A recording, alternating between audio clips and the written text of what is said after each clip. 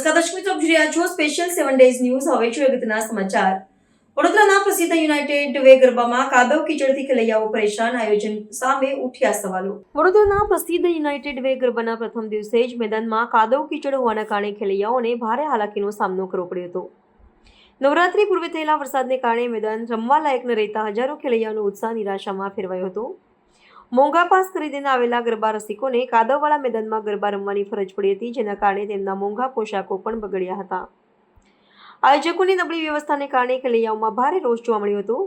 મેદાનમાં કાદવ હોવાથી ઘણા ખેલૈયાઓ લપસી પડ્યા હતા અને ગરબા રમવામાં ભારે મુશ્કેલી પડી હતી. પરિસ્થિતિની નારાજ થયેલા ખેલૈયાઓએ આયોજકો વિરુદ્ધ સૂત્રોચ્ચાર કર્યા હતા અને પાસના પૈસા પાછા આપવાની માંગ સાથે રિફંડના નારા લગાવ્યા હતા. કેટલાક લોકોએ આયોજનને નવરાત્રી ગરબાને બદલે મર્ડ સ્પા કહીને કટાક્ષ પણ કર્યો હતો. યુનાઇટેડ વે ગરબામાં આ પ્રકારની અવ્યવસ્થા કોઈ નવી વાત નથી. ભૂતકાળમાં પણ મેદાનમાં પથ્થરો હોવા જેવી ફરિયાદો ગ્રાહકો કોર્ટ સુધી પહોંચી હતી. પાર્કિંગની અપૂરતી સુવિધા અને ટ્રાફિકની સમસ્યાઓએ પણ ખેલૈયાઓની મુશ્કેલીમાં વધારો કર્યો હતો.